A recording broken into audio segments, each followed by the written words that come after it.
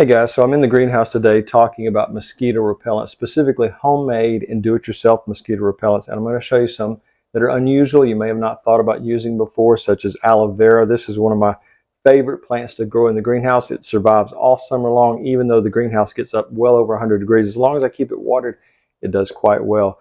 But anyways, what I'm showing today is 3 of my favorites, and I've made previous videos about mosquito repellents, one specifically about cinnamon. Had a lot of people ask me they don't like cinnamon or it didn't react well with their skin. So I'm going to provide you with 3 additional mosquito repellents. And also I'll put the entire list of 15 different do-it-yourself and homemade mosquito repellents you can do yourself. So let's get started on the aloe vera. I think you'll really like this one, as I do. I'm wearing it right now and I haven't had one bite all afternoon. I've been out in the garden for over an hour in this extreme heat trying to do a little bit of damage control. So let's get started on the first of the 3 mosquito repellents I'm going to show you today. Now our first ingredient for putting this together, of course, is going to be aloe vera, and we just need a couple of tablespoons. I hate to sacrifice my limb there, but it needs it, and so I'd already taken one off the other side. But we're going to need a couple of tablespoons of aloe vera, so I'm just going to take a razor blade and try to carefully remove as much of the outer skin as possible. I'm hoping you can see that I got a little bit of shadow going on there, but we're just going to remove as much of that as we can to get to the inner area of the aloe vera plant. Now, if you don't have an aloe vera plant, I would highly recommend getting one, because these are great for cuts, burns, and it's a wound healing plant. My dad was severely burned once with a hot plate that he was using, and so this, maybe it was a pressure cooker, I don't know. But anyways, we're going to need 2 tablespoons of the inside of the aloe vera stem. So I'm going to try not to make a mess. I'm going to clean my hands off, and then I'll show you how to scoop this out. And there's a specific type of spoon you can use that really works well. Now the spoon I was specifically talking about was a grapefruit spoon. It's got serrated edges on both sides, and it makes it just a little bit easier to get your aloe vera gel out of there. So you just can take it down in there, and you can do this with a regular spoon, but I just like using this one because it makes it a little bit less complicated to get it out of there. So I'm just doing just a light scraping motion. I'm hoping you can see that. And we're just trying to get as much of that off all the way down to the bottom side of the leaf. And we need 2 tablespoons of this, so I may have to go and cut another one, but I'll try to make this on camera. Let's see. And I'm just scraping, as you can see, and you can see the aloe vera gel forming at the bottom, some liquid and some of gel. And we'll just keep doing that. And so there you go. That's probably close to 1 tablespoon, but we're going to cut another leaf off another plant from the other side of the greenhouse, so I don't take too much from this plant. But as you can see, it's not hard at all to get that out of there. Now some people may not like aloe vera because they think it's too sticky, but that's one of the great things. This is going to last on your skin a little bit longer than some of just the plain liquids. It adheres to your skin a lot longer, and it makes it last more than 2 or 3 hours. All right, so this is our 2 tablespoons of aloe vera gel. 1, and a little bit more than 2, but that's okay. If you can get more than 2 tablespoons, that's closer to 3. But it requires just 2 for this recipe, but I've cheated a little bit and put in 3. So the next thing we're using is essential peppermint oil. We only need about 10 drops. So I'm going to take my dropper here and add 10 drops to that.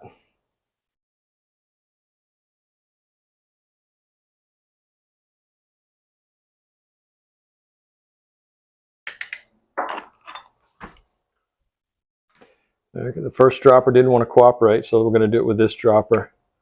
This may be a little bit too thick for the first one. 2, 3, 4, 5, 6, 7, 8, 9, 10. I'll do a couple of extras just for the fun of it.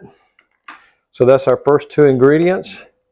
2 tablespoons. I'm sorry to repeat myself because so many people complain about that, but I like to be perfectly clear and make it, and just in case I've left something out, but 2 tablespoons of the aloe vera gel. You could use a bottled product, but I think you might be getting some preservatives and some other chemical additives in there you may not want. So that's why I'm recommending using an actual plant. So 2 tablespoons of the aloe vera, 10 drops of the essential peppermint oil. I'll put a link down in the description to that. And we've got one more thing to add to this to make it all kind of combine together properly, and each time you shake it, it'll mix properly. Okay, we've got our first two ingredients in there. We've got our peppermint oil, 10 to 15 drops.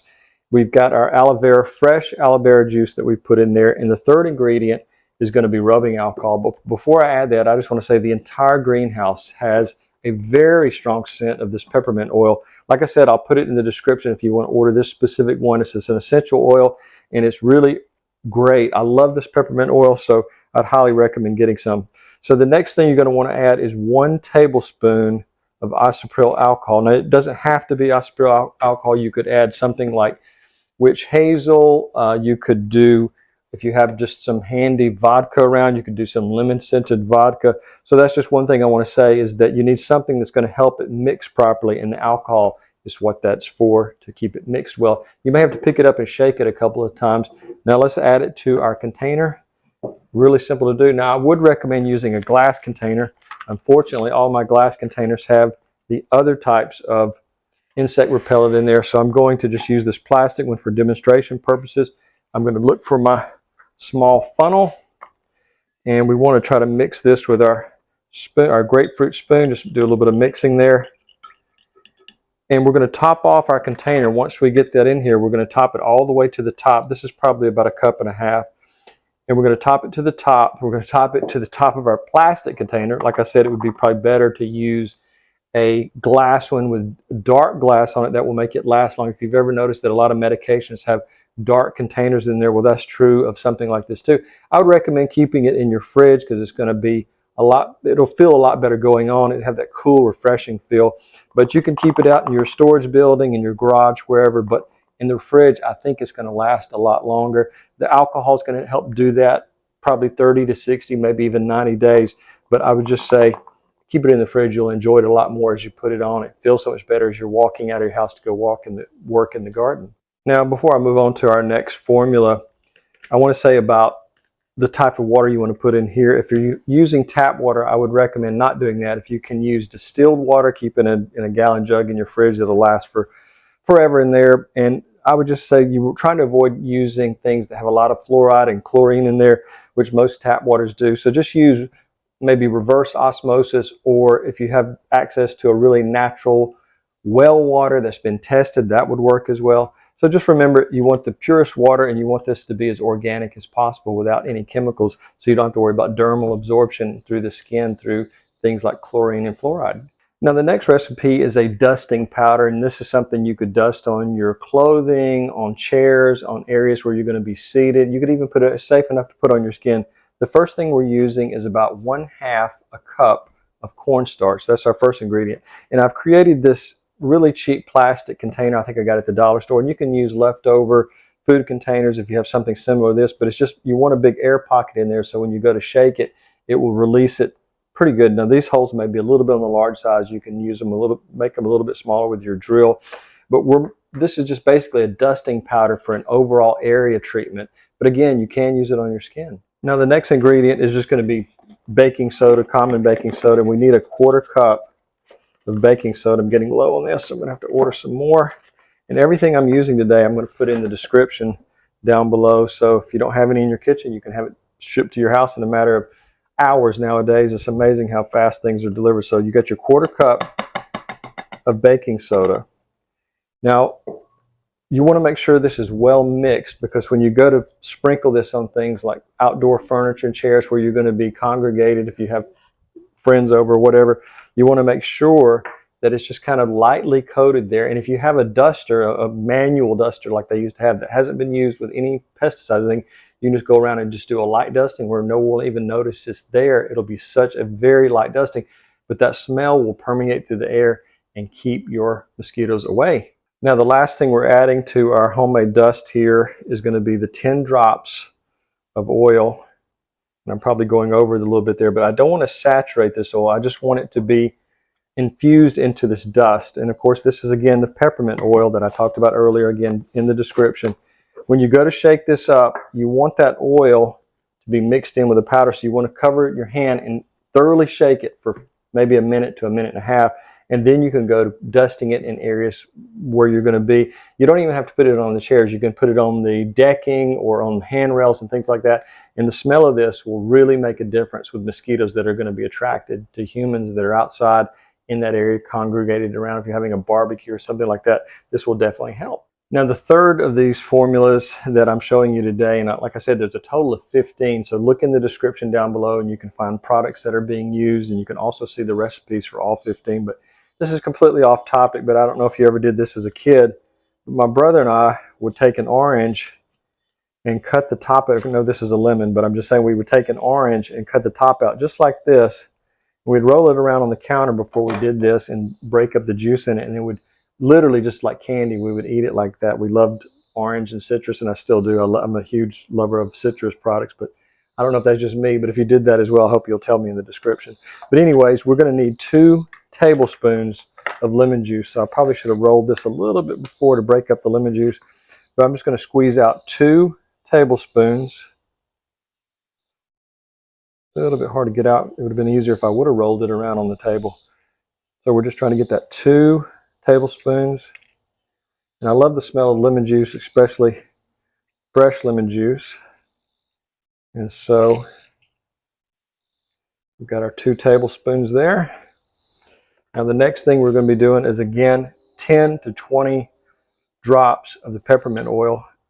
And these 2 combined are 2 powerful insect repellents, lemon juice and peppermint oil. So we're going to take our 10 to 20 drops.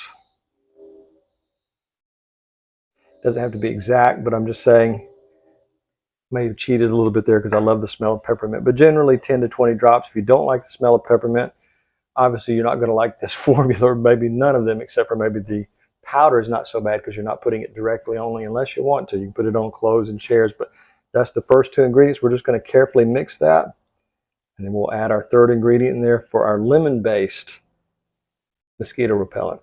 Now, this one I use it a little bit more concentrated. I use a small bottle like this with a sprayer, and that way it's a lot more concentrated, and I think it works a lot better. So just remember, something like a 4 to 6 ounce bottle like this, dark glass would be the best thing to use. But anyways, we're going to take about 1 tablespoon of rubbing alcohol. Again, 70% isopropyl alcohol. You can also use gin, vodka, anything. This is basically just to help it blend better and keep it blended. But of course, whenever I pick it up, I always shake the bottle to make sure that the oils are not at the top, but the alcohols will help keep it mixed. So that's our 3 ingredients, is the lemon juice. And wow, that smells incredibly good. Lemon, peppermint is really a good combination to keep those mosquitoes away from you. Now, one important tip I will say about using any of these essential oils is I would make sure that I not only sprayed my skin, but I sprayed a lot of my clothing, because believe it or not, I've had mosquitoes bite me through thin cotton like this before, or someone pointed out in the comments, mosquitoes don't bite. Yes, I know they put some type of deadening agent into your skin so you can't tell you're being injected with their little needle-like face there, but then they withdraw it out. So you're actually, it's more like a needle procedure where you're having something withdrawn from your under your skin, the blood.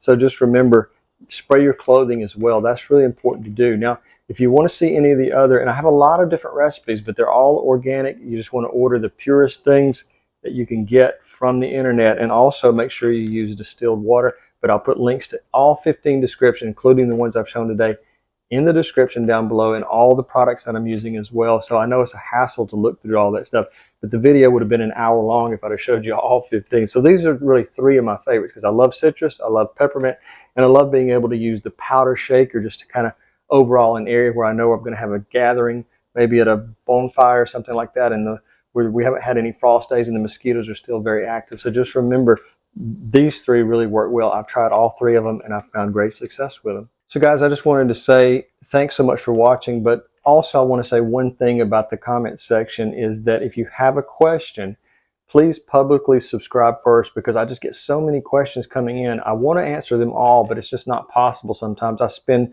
some mornings with my coffee, I'll just spend there going question, and I enjoy the questions. There's no problem with that, but it's just a time thing. So if you're a public subscriber, you go to the front of the line, and I always try to answer those questions as honestly and as accurately as I can. So please subscribe publicly first, and then ask your question. It'll come to me. That's how all my questions now are filtered through a public subscriber basis. Guys, thanks so much for watching and have a great day.